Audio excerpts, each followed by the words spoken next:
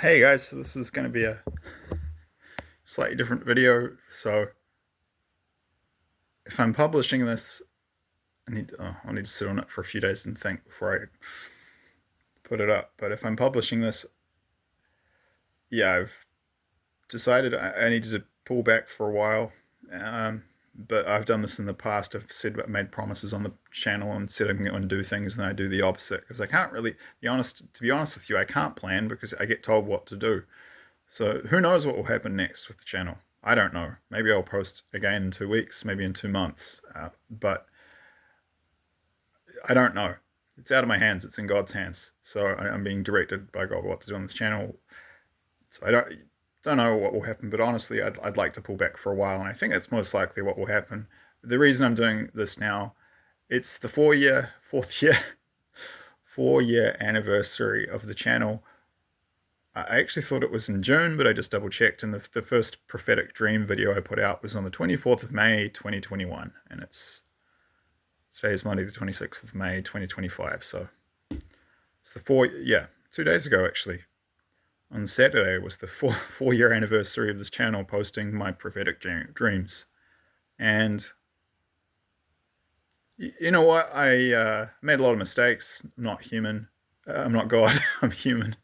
Um, it's partly why I say you should listen to God, not me, and try and build that personal relationship yourself. That should really be the end goal. People like me we're here to help, but yeah, the good leaders in life create other leaders. They don't seek, and they will empower other people to be autonomous and sovereign themselves, as opposed to creating followers and creating a cult following for profit and power. So like if I think the prophetic information I've put out on this channel is of importance, but it's said that the primary purpose of prophecy is actually to lead people into a personal relationship with God. So, if I've helped to do that with some of you, then I've done my job. But I've also, yeah, and in many ways, that's the primary purpose, not the actual prophetic warnings that I put out here. But the prophetic warnings are important, and yeah, like I say, I haven't been perfect. I feel it's pretty much mission accomplished, though. I've pretty much done what I set out to do.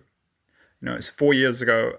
It was 4 years ago that I realized that these recurring prophetic dreams of war that I'd been having since 2019, I first started having them when I was in Wellington, where I am now in Wellington, New Zealand, in mid 2019.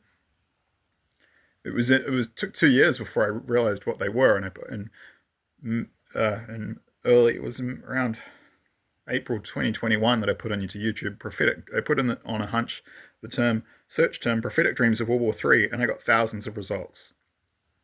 And that's when I realized I had to do this, because I realized that these dreams of war that I were having were prophetic dreams of World War III. And then,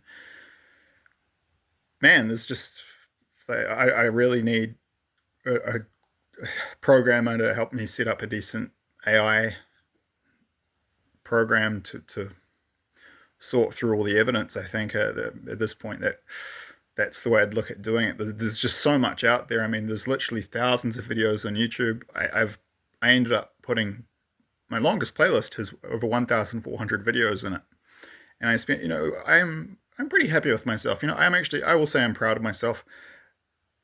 Not for anything I am in this case, or like something I've done for me, but I'm proud of what I've done, because I think I've done a pretty dang good job by myself, given the circumstances of getting the warnings out, and of research also, and mapping the quote future history of World War III through the methods I've outlined in this channel, which kind of hinge mostly on referencing the prophetic dreams from God that I've received with those that other people have received, and then I've got the playlists there, so you can see the collective dream picture. And but like I say, if I'm honest with you guys, I got to a certain point and I realized that there's limits to how much I can do, because I'm just one guy. And I think I would have put, in the past 4 years, I think I would have put well over 2,000 hours into this project. I mean, Yeah, and yeah, thousands of hours. But then you kind of realize that the deeper you go, there's just more and more and more. I mean, you wouldn't, yeah, like really. I mean, in the end, I ended up discovering that the oldest prophecies that I know of World War III are actually more than 100 years old, and they were received by a South African Afrikaans guy by the name of Nicholas Senna. What's in Sia in Afrikaans? It's what people call him. His name is Nicholas van Rensburg. Yeah, and those prophecies are more than 100 years old. I only discovered that, you know, in the last kind of year and a half. But there's prophecies that are of World War III. Yeah, those are the oldest ones I've come across, but there are quite well-known ones. They're 30 years old, 40 years old, around 50, 60 years old. And then in the last 10 years, there's just been, seems thousands of people all over the world have been getting them, and there's just so much.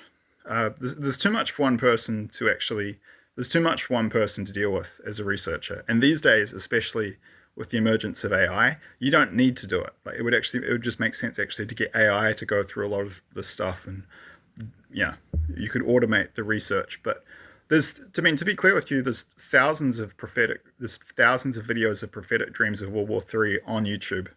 And then I've said this before, but if you go into the comments of those videos, what you'll find is that the volume of prophetic dream material of World War III, in terms of the comments on each video, I'd estimate between for every video for each video, on average, it's like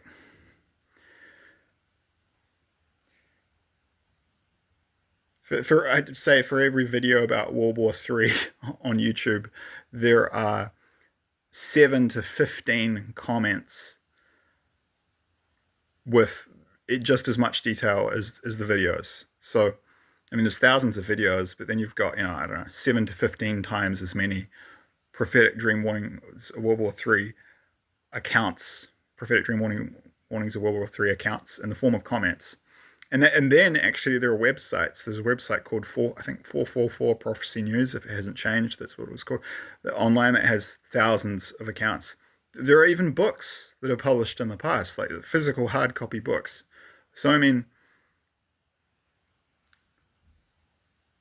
yeah, like when I started 4 years ago, I kind of just I didn't really know that have that much of a clear picture of what was going to happen globally. It, in the end, I mean, like I've kind of, yeah, I do want to pull back now because like this is what I'm saying. It's a bit much for one person, and I think I've done a pretty dang good job by myself. But in the end, I did manage to get detail on what it appears will happen in countries like England, and details of the war in Europe that wasn't at all clear. That wasn't at all clear when I started, and I did manage to get details on what will happen in World War III according to these dream accounts in many different parts of the world, even in remote countries in Asia, like that are relatively small, like Nepal, and some countries in Africa, like Nigeria, and some in South America, and so I mean, yeah, I think I've done a pretty good job by myself of research, and giving people like as much as I can to the best of my ability, a comprehensive future history of the Third World War. But like I said, there's only so much one guy can do. I've just kind of outlined to you guys like how much material of this kind of material there is out there, and it's way too much for one person. And then you take into account all the stuff I've been through over the last 4 years. Um, yeah, I don't want to go into it too much because, contrary to what some of you may have seen me post in the past, a lot of which was personal and quite emotional, I'm actually quite a private person naturally, and yeah, I'm more of a private person, but I was sharing stuff about my personal life, and the terrible things I was going through on this channel in the past, literally as a survival strategy. I mean, how insane is it that making videos where you're talking about being suicidal to your YouTube audience because you've got no family members to talk about it with? But that was happening in early 2024. I've taken them down now, but I was posting videos, and I mean, I came very close to doing it. I mean, my life was just. I wasn't even sentimental about it in the end. I remember a taxi driver just picked me up and in Lower Hutt from the hospital and asked me, like, made a joke. I had a big bag with me. He asked if I was like picking up a body, and I made a joke about, oh no, someone might need to find mine soon though. And then he was asking me some questions about how I was, and I just no, I just said honestly, life just sucks. Like my life is, I just hate my life. This is not. There's nothing really worth. I've got nothing left to live for. I've got no family. I've got no. I don't. I've got hardly any friends. I've got no job. I'm being annihilated and smashed with abuse um, from some of my family and from other people in my country while I'm here. I'm in the worst physical health crisis of my life. My mental health is destroyed, and now I'm homeless and in poverty. Um, I just said like I just can't do this anymore. I'm just gonna fill in the blank myself. If I'm ready to go. Like I'm just done. It's like completely unsentimental, just very calm. Like yeah, I just don't care. I'm just gonna find a quick way to do it, and then I'm tapping out. This is enough, enough. And I'm not. It's some sharing the story with you. There's some things you can learn from it personally, but it dovetails with the channel's purpose. So just bear with me here. Yeah, I mean, I was suicidal multiple times in 2019. I don't feel the need to hide it. I think it's actually important that people be more open about it. Mental health, like dude, in my case, I literally went to the cops and said, "Look, you got to help me, or I'm gonna self delete if you don't help me." And they were like, okay, we'll get you to the hospital. So I went to the hospital and I went to the mental health unit at Nelson Hospital. And do you know what they said to me? They said we can't keep you here because there's nothing wrong with you because you're meant like you're fine. Your head is fine. This is caused by external stress, which is what I've been trying to tell everyone for years. But I have a toxic, abusive family, and I mean they've been the cause of all my issues really. Um, but then try going to them for help or try telling them that it's like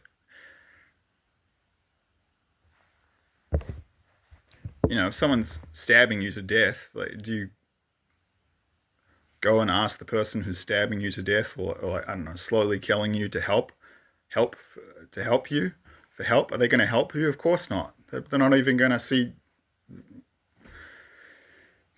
toxic families, man. So I have this like extremely toxic family in New Zealand, and I was dealing with this crap back in 2019, in July 2019, when I first started having these dreams of war, and I'm still dealing with it now. The good news is I'm almost out of it. Touch wood, not out of the woods yet. Thank you for your prayers. Just want to say thanks for your support. It's still hard, but I've recovered from the PTSD. That took about 5 or 6. Oh man, it might have taken probably more like 8 years. Uh, I don't know, 4 to 8 years to recover from PTSD. I still have chronic fatigue though, so I'm not. I got some other physical health issues remaining from the abuse, but I'm getting distance from the people in my toxic family now, and yeah, like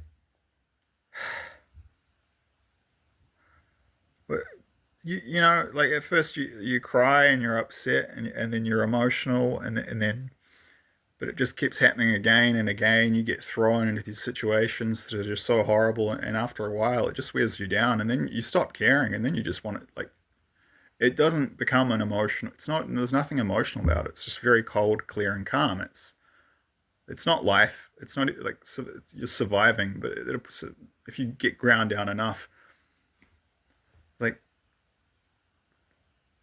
you start asking like, why am I here? Like my life. This isn't living. Yeah, I'm surviving, but like every day is pain and misery, and it doesn't seem to be getting any better. It just seems to never end. So I would have. I was brought to that point many times, but if it wasn't for God, I would have done it. I would. I can 1,000% tell you that I would not be here without that divine help. Because it's not World War III, but it did nearly take me out. It did nearly destroy me. I mean, I don't want to go into too many details, but the family abuse left me homeless and starving. There was like it was mental, it was emotional, it was financial, it was almost physical at times with threats of murder, threats of assault, and I've had to cut off my entire family, including my mother and my twin sister. And there's no one left, man. There's no one left. I've got no like blood family left. I've just hit like I mean, I'm at that point now here in 2025 back in New Zealand. It was a process, kind of, I was getting there back in, starting it in July 2019, but it it's not a life. Like people, that's the thing about suicide. There's people who do it because they've got issues or they might be crazy, but that wasn't actually the case with me. It was because I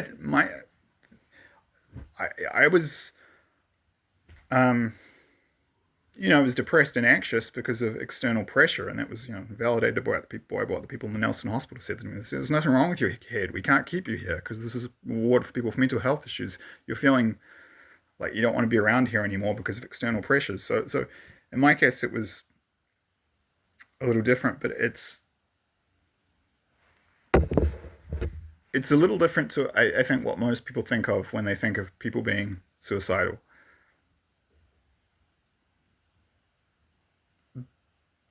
Yeah, but so yeah, it's it's and it's strange for people to hear, but it's the humane. Like if I was in that position and there was no way out, like it would be the humane thing to do. Like keep sticking around would be like trying to stop me from leaving, like making me stay when my life is a living hell and it's just pure suffering. That would be inhumane. I mean, the humane thing would be to let me do it, let me go, and just let me do it. You know. Um, yeah, if you, it's hard to understand if you haven't been there. But like I'm not a stupid guy. I'm got a reasonable brain. I've got lots of good things going for me. I've got so much going for me. I have a great future. There's no logical reason why a guy like me who doesn't if he doesn't have like severe internal mental health issues that are making him want to do that should be in a position where I'm thinking about taking my own life. It was just externally imposed conditions that were just pure hell on earth. And God saved me, basically. I've been shown that the fatality rate for what I went through in dreams is 90%. So there's only a 10% survival rate. I've been clearly shown that in dreams. Like for what the level of stuff I went through, only 10% of people survive. 90% of people die. And of those 10%, not all come back with a mind which is not irreversibly damaged or a body which is not irreversibly damaged, maimed, or injured. So it was good. Yeah, God saved me, and that's how the dreams through dreams, and that's why I'm here, still here today. And I guess the least I can do is pass it on, and then I guess to summarize it, yeah, God saved my life. I'd definitely be dead if it wasn't for these dreams. And I guess the least I can do is, in a way, kind of to say thanks, is to pass that on and to help these warnings from God, these dreams from God that saved my life to save some other lives. So I'm confident that I've done that in my own way on this channel in the last 4 years. And, if I only get through to one person, then I've done my job. Then, yeah, I've done my job. But I know I've got through to quite a lot more than one person. And I had videos in the past where I talked about it that were a bit more emotional and personal, but I sort of took those down. I just put them up there as a survival mechanism. But I did say this in some of those videos. If God can get me through this, then God, I think that's a hopeful message. That God can get you through anything. And I guess the final thing I just want to say here is I'm back in Wellington here, and I'm staying in a place not too far from where I was staying in Wellington early 2019 when I first started having these prophetic dreams of war. And they were so terrifying when I first started having them. I would wake up, and I was hyperventilating, drenched in sweat, terrified, and it was 2 or 3 minutes before I could even tell I was awake. That's how vivid and realistic they were, and it was just pure terror, man. Sorry, it was terror, dread, horror. The feeling was just horrific. I felt like so bad in those dreams. It's almost like you'd rather be dead than feeling those feelings. But I was trapped. I was trapped in my city of Wellington here, where I was born and raised, part Spanish, part Kiwi. But most of my life up until now has been spent in Wellington, New Zealand, and the city was just being bombed, and we were trapped, and we couldn't escape. I was being shown that future, and I guess I just don't want that nightmare to become other people's reality. And not everyone can will get these warnings. A lot of people aren't even open to receiving the message, but some people are. And like I say, if I can get through to even just one person, and I know I've got through more than that, and I've done my job. And you trust me, like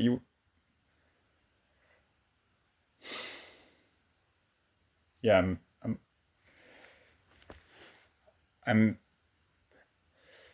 feeling a sense of peace with regards to the mission of this project, because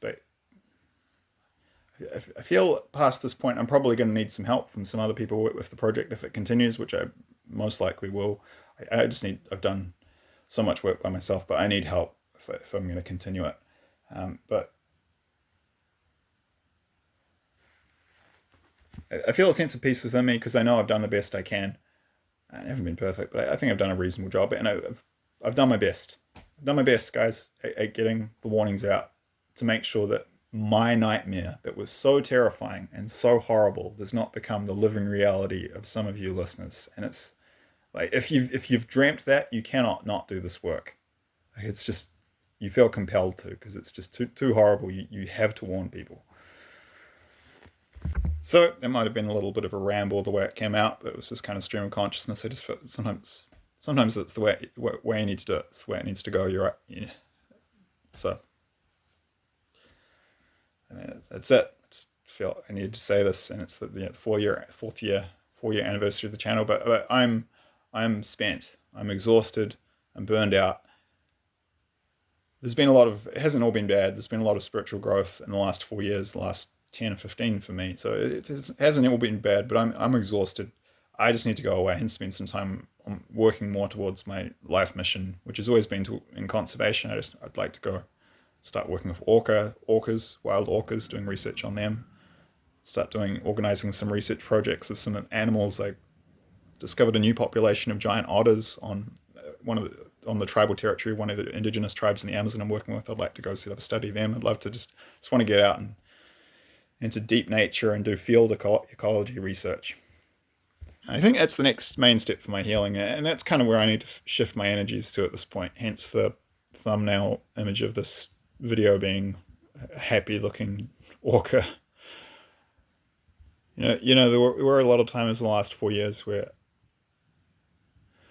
I needed intellectual stimulation. I needed a creative outlet, and I would go insane if I didn't have one. And this project gave me that. So helping you guys helped me too. So it was partly healing for myself to do this. It wasn't just about helping you guys, but that time is over. Really, I mean, I need to move on to a different stage of healing, but just try to have some empathy and compassion and understanding if there was any madness, if any kind of slight madness or mistakes in the past. I got to the point where I almost offed myself many times, so I shouldn't really need to say much more than that. If you don't, yeah, just cut me some slack, bro, because yeah, most people wouldn't have survived what I went through.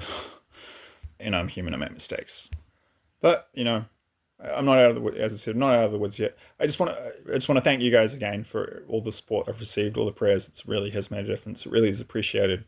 Just, just yeah, grande abrazo, as we say in Spanish. Big hug to all of you who've supported me. Yeah, really appreciate it. Yeah, like I said, I'm not out of the woods yet, but it's true. It's true. I can. This is kind of a pun, but I can sleep a bit easier each night knowing that I did my job, making sure that my nightmares don't become your reality. Okay. Yeah, as I said, I do hope to continue the project. We'll see. Ultimately, we'll see what God has planned. All right. Thank you for listening. God bless, and all the best to all of you. Thank you.